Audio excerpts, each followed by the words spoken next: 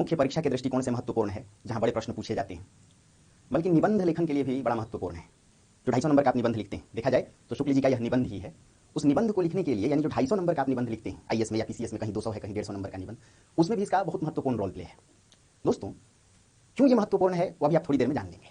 आचार्य शुक्ल का निबंध श्रद्धा और भक्ति वास्तव में निबंध लेखन के क्षेत्र में या निबंध की श्रेणी में भी एक प्रतिमान है। शुक्ल जी ने यह स्पष्ट किया था कि साहित्य की कसौटी गद्य है, साहित्य की कसौटी गद्य है, तो गद्य की भी कसौटी निबंध है।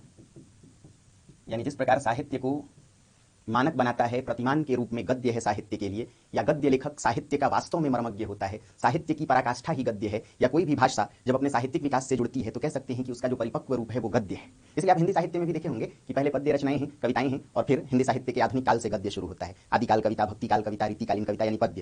लेकिन आधुनिक काल भारतेंदु युग से गद्य की शुरुआत होती है। इसलिए शुक्ल जी ने आधुनिक काल को गद्य काल कहा था। मतलब साहित्य का जो परिपक्व रूप है, साहित्य का जो प्रतिमान है, साहित्य को जो प्रौढ़ रूप देता है, वह है गद्य। इसलिए साहित्य की कसौटी गद्य है और गद्य की भी कसौटी निबंध है।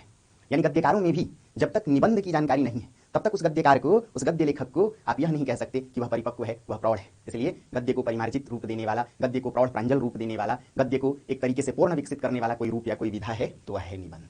शुक्ल जी का जो निबंध संकलन है वो हम लोग जान चुके हैं कि चिंतामणि है। और इस चिंतामणि के निबंधों में भी यदि कोई कसौटी है या कोई प्रतिमान है तो वह है श्रद्धा भक्ति। यानी चिंतामणि भाग 1, भाग 2 और भाग 3 भी कहें तो चिंतामणि के जो निबंध संकलन है उन सभी निबंधों में इसे श्रेष्ठ निबंध का दर्जा प्राप्त है।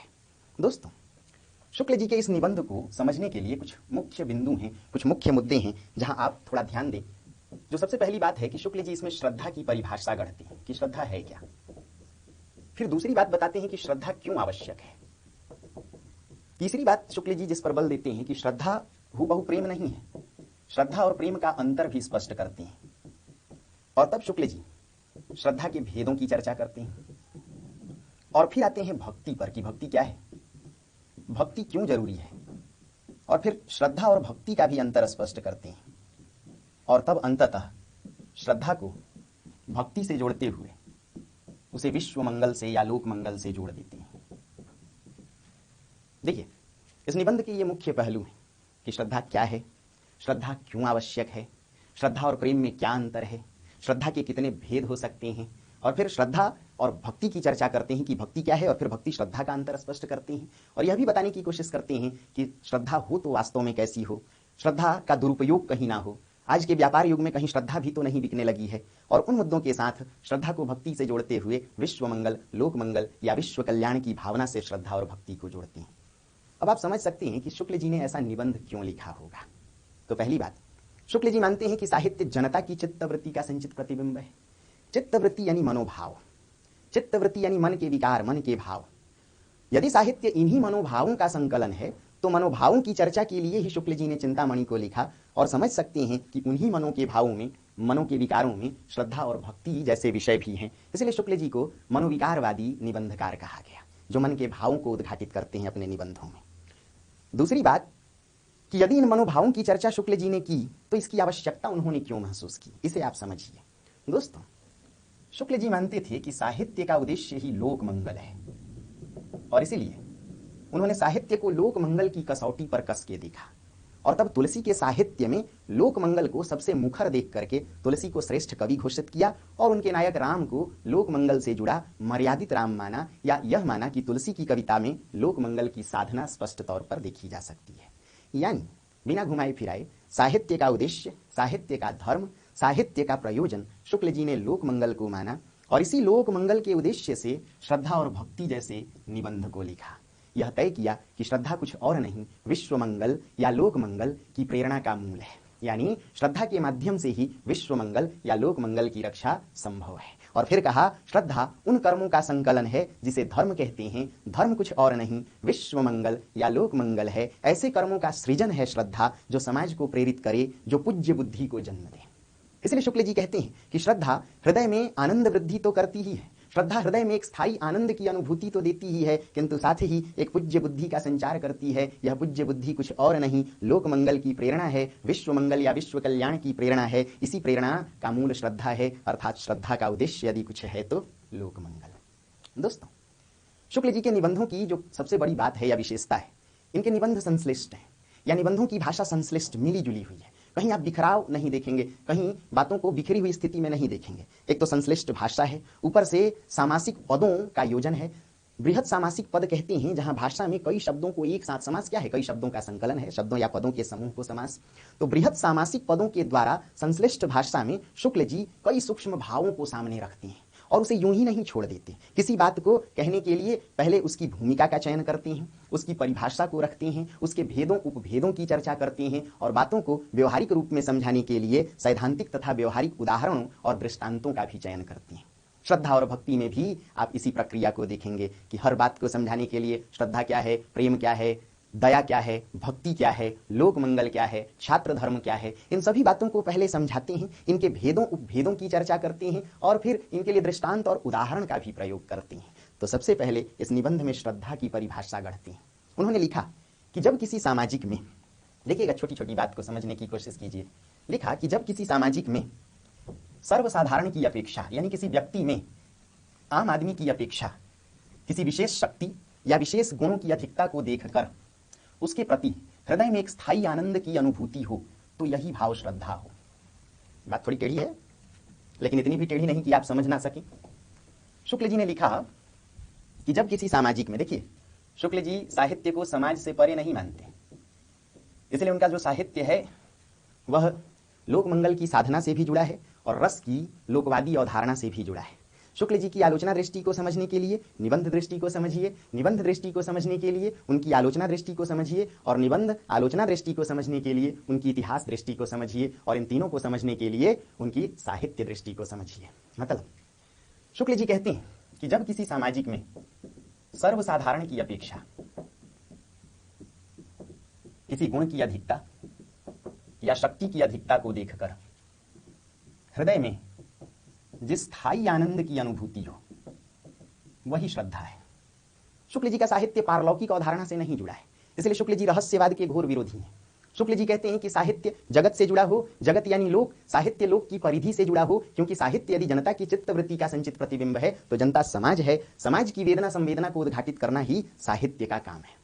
इसलिए उन्होंने श्रद्धा को समझाने के लिए भी किसी पारलौकिक श्रद्धा की बात नहीं की, बल्कि लोकवादी श्रद्धा की बात की। कहा जब किसी सामाजिक में, यानी जब किसी व्यक्ति में सर्वसाधारण अन्य की अपेक्षा किसी गुणों या किसी गुण या किसी शक्ति का प्राचुर्य, उसकी अधिकता को देख करके हृदय में स्थायी आनंद की अनुभूति हो, तो वही श्रद्धा है।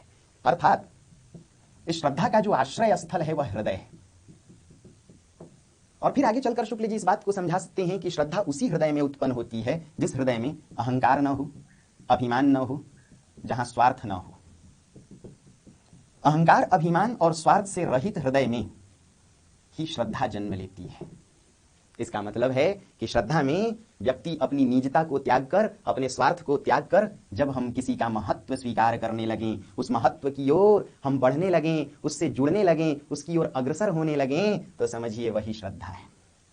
शुक्ल जी कहते हैं कि जब यह निश्चित हो जाए कि कोई व्यक्ति, कोई सामाजिक बड़ा बलवान है, बड़ा उदार है, बड़ा ही गुणी है, बड़ा ही शक्ति संपन्न है, बड़ा परोपकारी है, तो ऐसे व्यक्ति के सामने आते ही हम आदर से उसके सामने सिर नवाते हैं।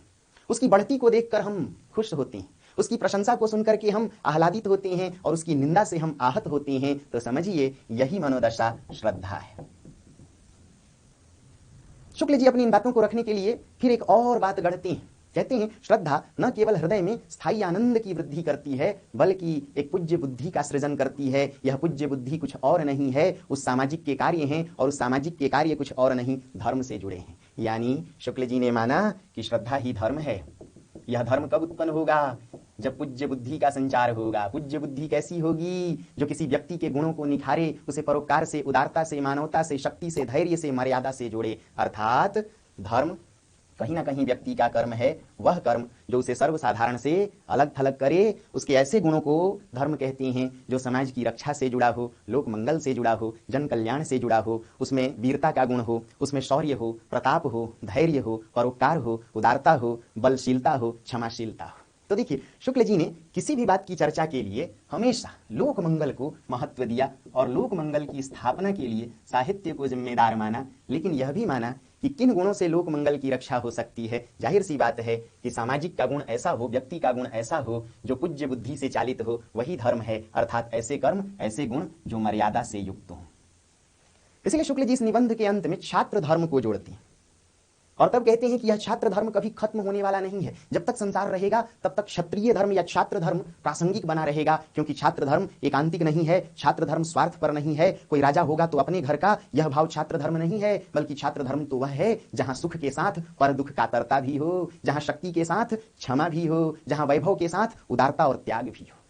इसलिए राम और कृष्ण क्षत्रिय, उनके कर्म, या ऐसा कहा जाए कि उनके मर्यादित आचरण, उनके कर्म ही समाज के धर्म हैं, यही पूज्य बुद्धि है। इसे ही देखकर सर्वसाधारण की अपेक्षा उनके प्रति मन में श्रद्धा का भाव उत्पन्न होना स्वाभाविक है।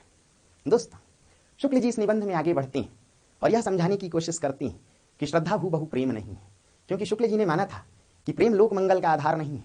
लोक मंगल के लिए करुणा की आवश्यकता पड़ती है और यह करुणा कहीं ना कहीं श्रद्धा से जुड़ी हुई है। इसलिए कहते हैं शुक्ल जी कि प्रेम स्वप्न है तो श्रद्धा जागरण है। यानी निबंध का जो अगला हिस्सा है, यदि हम उस पर बढ़ें तो शुक्ल जी सबसे पहले तो श्रद्धा की परिभाषा देते हैं और फिर श्रद्धा और प्रेम का अंतर स्पष्ट करती हैं। कहते हैं कि जो प्रेम है वह श्रद्धा का रूप नहीं ले सकता। क्यों? सबसे पहली बात रखते हैं कि प्रेम स्वप्न है तो श्रद्धा जागरण है। आंखें खोल करके, यानी बुद्धि के द्वारा, विवेक के द्वारा हम किसी के गुणों के प्रति यदि अपने को आकृष्ट पाते हैं और उसे अन्य सामाजिकों या अन्य लोगों की अपेक्षा समाज में श्रेष्ठ मानते हैं, उसे सामर्थ्यवान मानते हैं, तो उसके प्रति श्रद्धा उत्पन्न होती है। इसलिए शुक्ल जी प्रेम और श्रद्धा के अंतर को स्पष्ट करते कहते हैं कि प्रेम यदि स्वप्न है तो श्रद्धा जागरण। प्रेम व्यक्ति आंखें मूंद कर करता है। हम जिससे प्रेम करते हैं उसमें उसके गुण नहीं देखते, हम उसका रूप देखते हैं। लेकिन श्रद्धा खुली आंखों से वस्तुपरक गुणों को देखकर, तुलनात्मक गुणों को देखकर किसी व्यक्ति के कर्मों से जुड़ने का नाम है। इसलिए शुक्ल जी फिर कहते हैं कि जो प्रेम है वह व्यक्ति के रूप से शुरू होता है, जबकि जो श्रद्धा है वह व्यक्ति के गुण से या उसके कर्म से। शुक्ल जी ने कहा कि प्रेम व्यक्ति से शुरू होता है, उसके रूप से, और उसके कर्म तक जाता है, जबकि श्रद्धा व्यक्ति के कर्म से शुरू होती है और व्यक्ति तक जाती है। कहते हैं शुक्ल जी कि प्रेम हम किसी एक या दो व्यक्ति से कर सकते हैं, या एक या दो व्यक्ति किसी से प्रेम कर सकते हैं, किंतु श्रद्धा में सैकड़ों, हजारों, लाखों लोग, यहां तक कि करोड़ों लोग एक व्यक्ति के प्रति अपनी श्रद्धा को समर्पित कर सकते हैं। शुक्ल जी ने लिखा कि श्रद्धा और प्रेम का यह भी अंतर है कि प्रेम में घनत्व अधिक होता है, जबकि श्रद्धा में विस्तार अधिक होता है। क्षैतिजीय विस्तार और घनत्व ऊर्ध्वगामी। एक ही व्यक्ति में उससे कोई एक या दो व्यक्ति, माता पिता प्रेम करें तो जिसमें प्रेम है निहित, यानी जो आश्रय है प्रेम का और जो विषय है, विषय का आश्रय के प्रति या आश्रय का विषय के प्रति जो प्रेम है वो बढ़ता घटता रहता है। इसलिए वो घनत्व है एक ही व्यक्ति के प्रति, एक ही व्यक्ति के मन में। लेकिन जो श्रद्धा है उसका क्षैतिजीय विस्तार, यह देश काल सीमा को लांघता हुआ, यह क्षेत्रीय परिधि को लांघता हुआ भूमंडलीकृत भी हो सकती है श्रद्धा, यह वैश्विक भी हो सकती है। यानी जो श्रद्धा का विस्तार है वह कई सामाजिकों तक, कई सहृदय तक, सर्वसाधारण, जिसमें लोगों की संख्या की गिनती तक न हो सके, असंख्य लोग, आजकल एक शब्द है फॉलोअर्स, आपने सुना होगा, तो उसके फॉलोअर्स असंख्य हो सकते हैं। इसलिए श्रद्धा का विस्तार अधिक होता है और प्रेम का घनत्व। घनत्व कहते हैं एक ही व्यक्ति में हमारा प्रेम का जब स्वरूप बढ़ता घटता रहे, और विस्तार का अर्थ कि एक व्यक्ति के प्रति असंख्य सामाजिकों के हृदय में श्रद्धा का भाव फैले, प्रसारित हो, सुनकर, किसी और के द्वारा प्रशंसा को सुनकर, गुणों के बखान को सुनकर यह श्रद्धा फैलती जाती है। इसलिए शुक्ल जी कहते हैं कि जो प्रेम है वह एकांत में संभव है और जो श्रद्धा का कार्यस्थल है वह पूरी तरह व्यापक होता है। शुक्ल जी ने लिखा कि प्रेम में सिर्फ दो ही पक्ष होते हैं, प्रेमी और प्रेमिका, बीच में कोई मध्यस्थ नहीं होता। इसलिए श्रद्धा में, प्रेम में प्रेमी और प्रेमिका के अलावा कोई और मध्यस्थ नहीं, कोई और दूसरा माध्यम नहीं होता, जबकि श्रद्धा में श्रद्धालु, श्रद्धेय और जिसके प्रति हम श्रद्धा रखते हैं अर्थात श्रद्धेय के कार्य, उसके गुण भी रहते हैं। इसलिए श्रद्धा तीन पक्षों से जुड़ी होती है, त्रिपक्षीय होती है। शुक्ल जी आगे कहते हैं कि जिससे हम प्रेम करें अर्थात प्रेमी और प्रेमिका संसार से कटकर एक दूसरे को प्रेम करते हैं, यानी संसार से छिपकर, संसार से एक दूसरे को अलग करके एक नई दुनिया बसाने, एक कल्पनाशील दुनिया में जाने का नाम ही प्रेम है, जहां एक महल हो सपनों का और तेरे मेरे घर के सामने कोई ना हो, तेरे मेरे बीच में कोई ना हो। तो जो प्रेम है वहां प्रेमी और प्रेमिका एक दूसरे को संसार से काट कर देखते हैं, स्वयं को संसार से अलग देखते हैं। किंतु श्रद्धा में संसार उपस्थित होता है, अर्थात संसार या समाज के लोक मंगल के लिए ही श्रद्धा का भाव प्रसारित होता है। किंतु इसका अर्थ यह नहीं कि प्रेम और श्रद्धा दोनों एक दूसरे के विपरीत हैं। शुक्ल जी यहीं आकर के दोनों का अंतर खत्म करते हैं और तब कहते हैं कि भाई जो श्रद्धा और प्रेम का योग ही भक्ति है।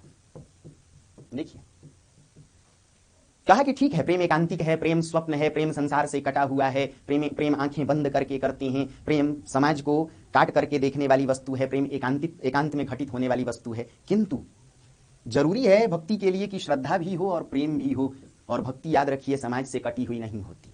यदि भक्ति का उद्देश्य भी लोक मंगल, जैसे कि कबीर की भक्ति, तुलसी की भक्ति, तो कहीं ना कहीं उस भक्ति में प्रेम भी अनिवार्य है, श्रद्धा भी अनिवार्य है। इस बात को समझने से पहले आइए देखते हैं शुक्ल जी ने श्रद्धा के क्या कुछ भेदों की भी चर्चा की।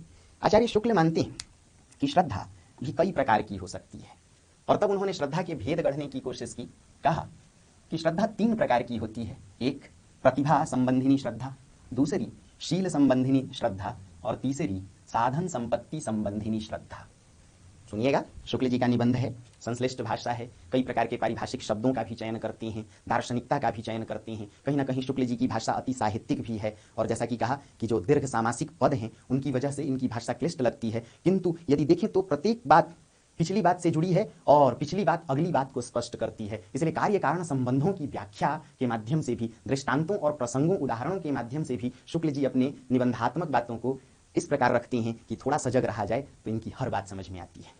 दोस्तों, तो श्रद्धा के 3 भेदों की चर्चा इन्होंने की और कहा कि प्रतिभा संबंधिनी श्रद्धा, यानी एक ऐसी श्रद्धा जो मनुष्य के अंतर तत्व के या आंतरिक गुणों से जुड़ी हुई होती है। दूसरे की चर्चा उन्होंने की शील संबंधिनी श्रद्धा। शील कहते हैं जब आचरण किसी का नैतिक हो, तो नैतिक आचरण को ही शील कहते हैं। आचरण में मर्यादा हो तो उसे शील कहते हैं। यही शील नैतिकता है। इसी नैतिकता से लोक मंगल की रक्षा संभव है। यानी समझ सकते हैं कि शुक्ल जी किसके सबसे ज्यादा पक्षधर रहे होंगे। उन्होंने तीसरा भेद बताया, साधन संपत्ति संबंधिनी श्रद्धा। इसके विषय में उन्होंने कहा कि यह समाज के लिए उपयोगी भी हो सकता है, अनुपयोगी भी हो सकती है यह श्रद्धा, और दुरुपयोगी भी हो सकती है। समझ सकते हैं कि साधन के द्वारा अर्जित, संपत्ति के द्वारा जो अर्जित श्रद्धा है वह समाज के लिए दुरुपयोगी भी हो सकती है, उपयोगी भी हो सकती है। शुक्ल जी ने कहा कि आज के व्यापार युग में जिस प्रकार धर्म बिकता है, न्याय बिकता है, ज्ञान, सब कुछ बिक रहा है, न्याय बिक ही रहा है, ज्ञान बिक ही रहा है, आज ज्ञान एक तिजारत है, उसी प्रकार श्रद्धा भी बेची और खरीदी जा सकती है। आज येन केन प्रकार ने जो लोग श्रद्धा का क्रय विक्रय करते हैं या अपने लिए किसी प्रकार से श्रद्धा अर्जित करते हैं, जिनके लिए फूलों की पंखुड़ियां बिछाई जाती हैं, लाल कनातें बिछाई जाती हैं, जो समाज में एक प्रकार से कृत्रिम श्रद्धा को अर्जित करने की कोशिश करते हैं, ऐसे लोग शुक्ल जी के शब्दों में ठीक उसी प्रकार दुर्व्यसनी है जिस प्रकार शराबी, गंजेड़ी, नशेड़ी और चंडूबाज। इसलिए शुक्ल जी ने कहा था कि यह जो साधन संपत्ति संबंधिनी श्रद्धा है वह उपयोगी भी हो सकती है। यदि समाज को ध्यान में रख करके, लोक मंगल को ध्यान में रखकर ऐसी श्रद्धा अर्जित की जाए तब तो वह उपयोगी है। किंतु समाज को खारिज करके सिर्फ अपने महत्व को समाज में स्थापित करने के लिए या समाज में अपने किसी स्वार्थ को स्थापित करने के लिए, जैसे आज के नेता झूठ बोल करके समाज को अपनी ओर बरगला करके, समाज को मैनिपुलेट करके एक श्रद्धा तो अर्जित कर लेते हैं, किंतु वास्तव में वह श्रद्धा दुरुपयोगी है, क्योंकि वो जाति, धर्म, संप्रदाय के नाम पर वोट बैंक की राजनीति करते हुए समाज का हमेशा अहित ही करते हैं। इसलिए शुक्ल जी ने माना कि शील संबंधिनी श्रद्धा प्रत्येक सामाजिक का दायित्व है, यानी हर व्यक्ति का जो दायित्व जुड़ा हुआ है, उसका जो कर्तव्य है वह इस श्रद्धा से जुड़ जाता है। और इसी शील संबंधिनी श्रद्धा से समाज में मर्यादा की स्थापना संभव है, समाज की रक्षा संभव है, समाज में लोक मंगल की रक्षा संभव है। दोस्तों, आचार्य शुक्ल तुलसी के पदों के द्वारा, रहीम के पदों के द्वारा, रसखान के पदों के द्वारा, कई राममूर्ति जैसे उदाहरणों को चुनते हुए, बनारस के या काशी के बाजार में ठठेरे की दुकान जैसे उदाहरणों को जोड़ते हुए, कई रूपकों के द्वारा इन बातों को समझाने की कोशिश करते हैं। शुक्ल जी ने श्रद्धा और दया का अंतर भी स्पष्ट किया। कहा श्रद्धा हूबहू दया नहीं है, क्योंकि श्रद्धा जो है वह सामर्थ्य के प्रति या सामर्थ्यवान के प्रति उत्पन्न होती है, जबकि दया असमर्थ व्यक्ति या असमर्थवान व्यक्ति के प्रति उत्पन्न होती है। जब किसी पंडित, किसी विद्वान, किसी परम ज्ञानी के प्रति हमारे मन में कोई भाव जन्मे तो वह श्रद्धा है। जब हम ऐसे परम विद्वान को कोई दान देना चाहें तो वह श्रद्धा है, लेकिन किसी गरीब, किसी भिखारी को जब हम कोई दान दें तो वह श्रद्धा नहीं, दया है। अर्थात असमर्थ के प्रति दया उत्पन्न होती है, जबकि सामर्थ्यवान के प्रति श्रद्धा उत्पन्न होती है। यहाँ सामर्थ्यवान कहने का अर्थ ही है कि उस व्यक्ति के ऐसे गुण जो उसे सर्वसाधारण से अलग करें, जो बड़ा प्रतापी हो, बड़ा बलशाली हो, बड़ा धैर्यवान हो, और उसे देखकर जब हम आदर से उसके सामने सिर नवाएं, जब हम उसकी प्रशंसा करें, उसकी निंदा हम बर्दाश्त न कर सकें, उसके प्रसार, उसकी बढ़ती को देखकर हम आह्लादित हों, लेकिन वो कैसे गुण हों? वैसे गुण हों जो समाज की रक्षा से जुड़े हों, परम बुद्धि का, पूज्य बुद्धि का संचार करें। और फिर वो कैसे हृदय में उत्पन्न हो गुण? तो उन गुणों के लिए प्रशंसा का भाव जिस हृदय में उत्पन्न होगा, वह हृदय भी, याद रखिए, शुद्ध होगा, यानी अहंकार से रहित होगा, स्वार्थ से परे होगा, अभिमान से शून्य होगा। दूसरे के महत्व को स्वीकार करना ही श्रद्धा का भाव है। जहां हम दूसरे के महत्व को न स्वीकार करें, वहां या तो ईर्ष्या होगी या अहंकार का भाव होगा। इसलिए शुक्ल जी कहते हैं कि समाज की रक्षा अहंकार को मार करके संभव है, अहंकार को खत्म करके ही समाज से जुड़ा जा सकता है, और समाज का जो रक्षक होगा वही लोक रक्षक होगा, वही लोक मांगलिक गुणों से युक्त होगा, और ऐसे ही गुणों को देखकर श्रद्धा उत्पन्न होगी। यानी गुण कैसे हों? शील से भरे हों, मर्यादा से भरे हों। और ऐसे गुणों के प्रति श्रद्धा का उत्पन्न होना प्रत्येक सामाजिक का दायित्व होना चाहिए, यानी समाज का हर व्यक्ति ऐसे गुणों की प्रशंसा करे। यही गुण समाज में धर्म की स्थापना करते हैं। इसलिए श्रद्धा वास्तव में धर्म की प्रेरणा है, लोक मंगल की रक्षा का मूल है। शुक्ल जी ने निबंध के अंतिम हिस्से में एक तो भक्ति की परिभाषा दी, कहा कि भाई भक्ति श्रद्धा और प्रेम का योग है, और फिर उन्होंने कहीं ना कहीं श्रद्धा और भक्ति का अंतर भी स्पष्ट किया। कहा कि श्रद्धा व्यक्ति के गुणों से जुड़ी होती है। श्रद्धा में श्रद्धालु जो है वह अपने श्रद्धेय के प्रति कुछ समय या कुछ पैसे को अर्पित करता है, किंतु भक्ति वह है जहां भक्ति में जुड़ा भक्त अपने आप को पूरी तरह से समर्पित कर देता है। अर्थात श्रद्धा में हम कुछ पैसे, कुछ द्रव्य या अपना कुछ कीमती समय सिर्फ अर्पित कर सकते हैं, किंतु भक्ति में जब स्वयं को ही अर्पित कर दिया जाए तो वही भाव भक्ति है। शुक्ल जी लिखते हैं कि श्रद्धा में श्रद्धालु, यानी जिसके मन में श्रद्धा जगी है, वह श्रद्धेय से कोई प्रतिदान नहीं चाहता, किंतु भक्ति में भक्त ईश्वर से या आराध्य से हमेशा प्रतिदान की उम्मीद लगाए बैठता है कि मैं तुम्हारी भक्ति कर रहा हूं तो तुम भी मेरी रक्षा करो। इसलिए शुक्ल जी फिर इस बात को और विस्तार देने लगते हैं और कहते हैं कि प्रेम तो हम व्यक्ति से करते हैं उसके रूप से, और श्रद्धा व्यक्ति के गुण से। गुण में जब रूप जुड़ जाए तो वह भक्ति है। अर्थात जब हम किसी के गुणों के साथ साथ उसका उठना बैठना, चलना बोलना, सब कुछ के प्रति आकर्षण अनुभव करने लगे, हमारे हृदय में सिर्फ उसके गुणों के लिए जगह नहीं बल्कि उसकी अच्छाइयां, बुराइयां, उसका रूप सब कुछ समाहित हो जाए, आकर्षण रूप और गुण दोनों से बढ़ जाए, तो वहीं भक्ति शुरू हो जाती है। तब हम श्रद्धालु नहीं रह जाते, हम उसके भक्त हो जाते हैं। देखिए क्या संश्लिष्टता है निबंध में। शुक्ल जी अंतिम बात रखते हैं कि जब तक संसार रहेगा तब तक छात्र धर्म बना रहेगा। जाहिर सी बात है, शुक्ल जी भक्ति को प्रश्रय देते थे, किंतु निर्गुण भक्ति की जगह सगुण भक्ति को महत्व देते थे। समझ सकते हैं कि सगुण भक्ति को शुक्ल जी ने क्यों महत्व दिया होगा। सगुण भक्ति जहां अवतार और लीला जैसे तत्व जुड़े हों। अवतार कहते हैं जन्म को और लीला कहते हैं कर्म को।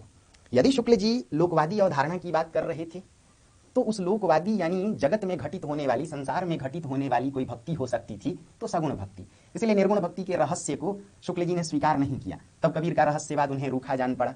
कहीं ना कहीं उन्होंने लिखा कि कबीर की कविता उपदेश तो देती है, भावोन्मेष नहीं लाती। इसका मतलब है कि निर्गुण के रहस्य को लोक मंगल से जोड़कर नहीं देखते थे शुक्ल जी, और यह मानते थे कि जो निर्गुण का रहस्य है वह किसी नायक से नहीं जुड़ा है। यदि समाज में मंगल की स्थापना या लोक मंगल की आवश्यकता है तो इस लोक मंगल के लिए लोक नायक का होना जरूरी है।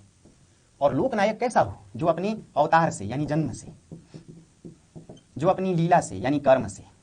तो कर्म कैसे हों? देखिए बातें कैसे जुड़ रही हैं। शील प्रधान, शील यानी समाज का धर्म, आचरण। तो किस प्रकार का धर्म? छात्र धर्म। ये छात्र धर्म क्या है? क्षत्रिय का धर्म। और क्षत्रिय का धर्म क्या है?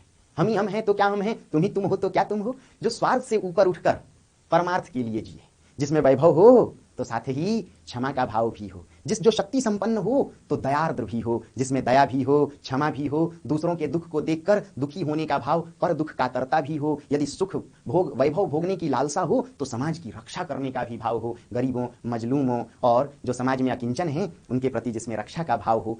तो इसी धर्म का निर्वाह छात्र धर्म है। इस धर्म का निर्वाह किया राम और कृष्ण ने।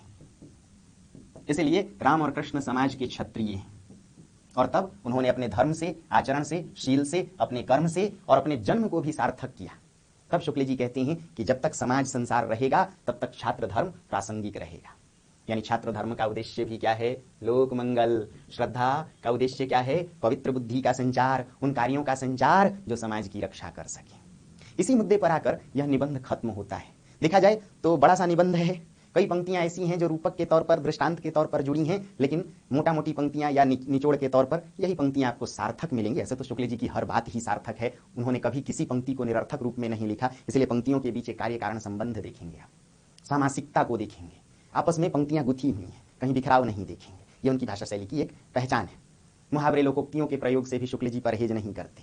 देखा जाए तो रचनाकारों की पंक्तियों को सामने रख करके व्यवहारिक उदाहरणों से भी शुक्ल जी परहेज नहीं करते। लेकिन अंततः जब आप निचोड़ निकालेंगे तो उनके बड़े निबंधों में भी एक ही निष्कर्ष निकलेगा, लोक मंगल। चाहे आप देखेंगे कविता क्या है निबंध, तो वहां भी उन्होंने लिखा कि भाई कविता करते समय यह ध्यान रखा जाना चाहिए कि कविता का उद्देश्य लोक मंगल हो, किंतु लोक मंगल की रक्षा करते समय एक साहित्यकार यह न भूल जाए कि कला मूल्यों की कहीं हत्या न हो जाए, और कला मूल्यों की स्थापना में यह भी वह ध्यान रखे कि लोक मंगल की रक्षा का भाव भी जेहन से न उतरे। इस निबंध में भी भाव ऐसा ही है।